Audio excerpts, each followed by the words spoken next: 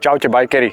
Dnes vás vezmeme do pohoria, ktoré máme doslova za rohom. Ale dokáže prekvapiť. Uhadnete, kde sme?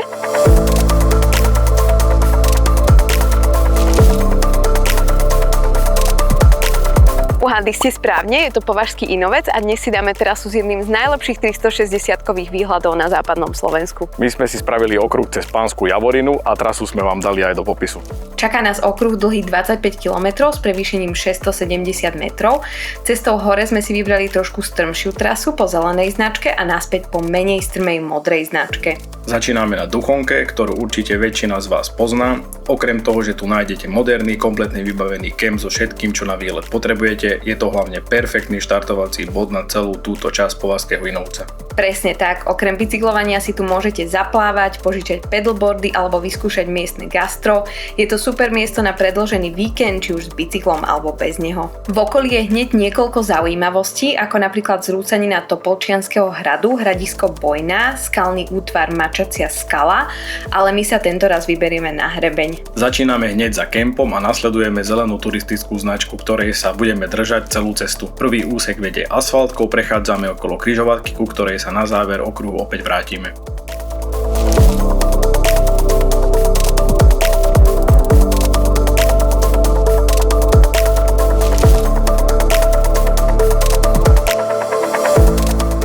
Zelená značka nás vedie ďalej cez les a postupne prichádzame k prístrežku.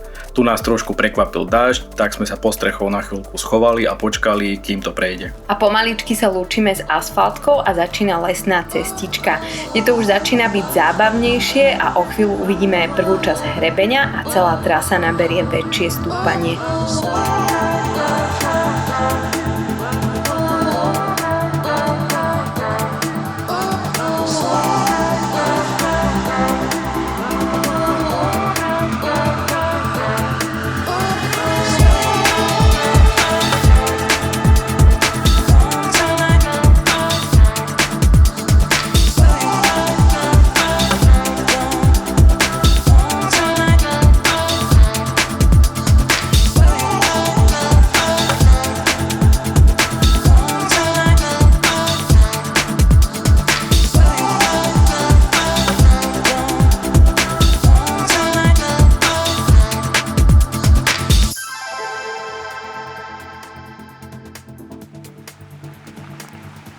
Bližšie k hrebeniu nás čaká najstrmší úsek, ale nič, čo by ste na e-bajku nezvládli.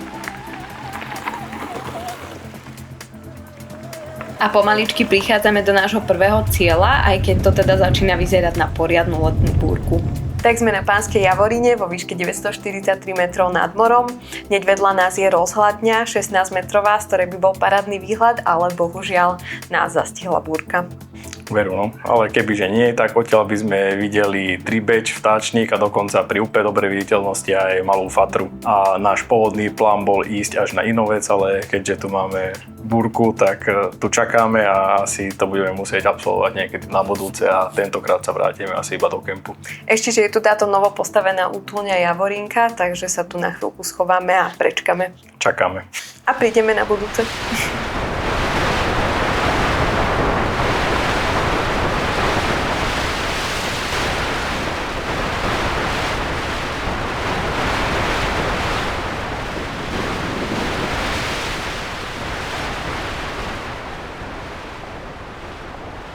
Po búrke bol terén kompletne mokrý, preto sme sa rozhodli pre plynulejšiu a ľahšiu alternatívu a ideme po modrej značke cez Kulháň.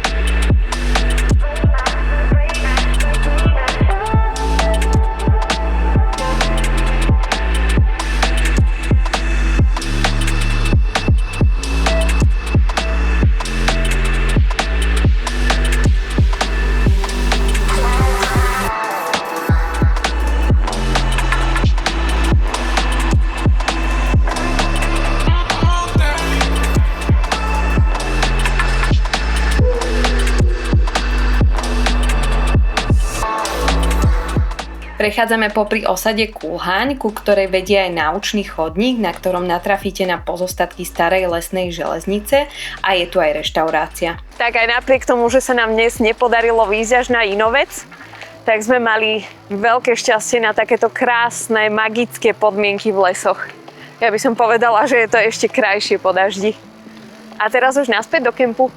Ak vás baví technickejší terén a chcete si užiť strmší a akčnejší zjazd, určite choďte aj smerom dole po zelenej značke, ktorou sme išli hore, alebo pokračujte ďalej až na Inovec. Pôvodne sme mali prejsť celý tento náš okruh cez Inovec vlastne naraz, ale na Panskej Javorine nás zastihla búrka, takže sme prečkávali v útulni asi 1,5 hodinu, možno aj 2 hodiny. Ale dneska som tu opäť, a tentokrát bez Jessiky. Takže idem prejsť ten náš chýbajúci úsek z Panskej Javoriny na Inovec. Trasa má okolo 10 km, 400 výškových metrov stúpania a 300 klesania.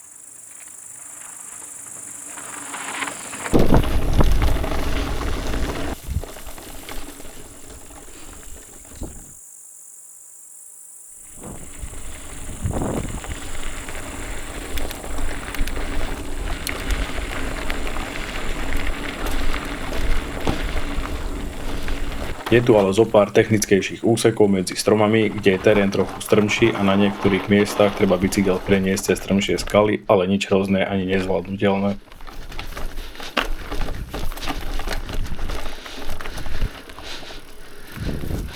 To je asi jediný úsek na hrebení, kde asi treba tlačiť bike, teda preniesť iba tie skaly. Ostatný kus hrebenia by mal byť úplne v poriadku, prejazdný, v pohode na bike. Akože možno aj tento kus je v pohode pre niekoho, to má extrémne skills, ale keďže tu mám so sebou ťažký batoh a všetko, tak som to moc nechcel riskovať, sa vytrepať a čau.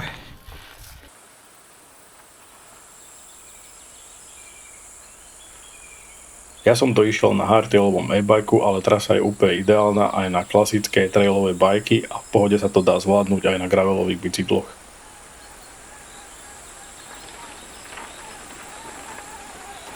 Ide sa po oficiálnej značenej červenej cyklotrase, ktorá kopíruje turistický chodník po hrebení.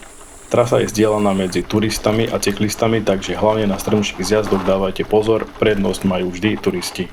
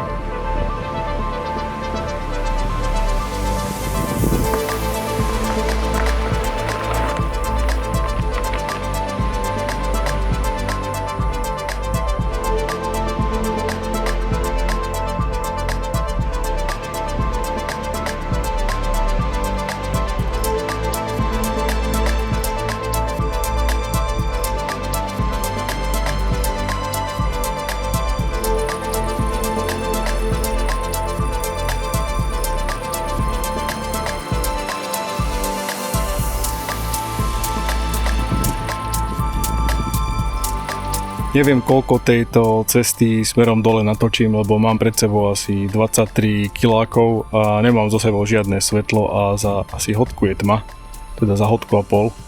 Tak čo sa bude dať natočím, čo nie, tak ukážeme na mape. Fičím dole. Cesta z Inovca späť do kempu bola už len z kopca 28 km a 890 metrov klesania, striedačka asfaltiek a lesných ciest a časovo mi to zabralo hodinu a 15 minút.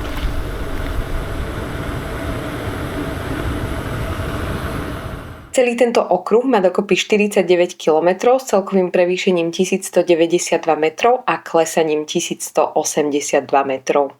Napíšte nám do komentára, či ste už boli na Panskej Javorine, alebo aký je váš obľúbený okruh v Považskom Inovci.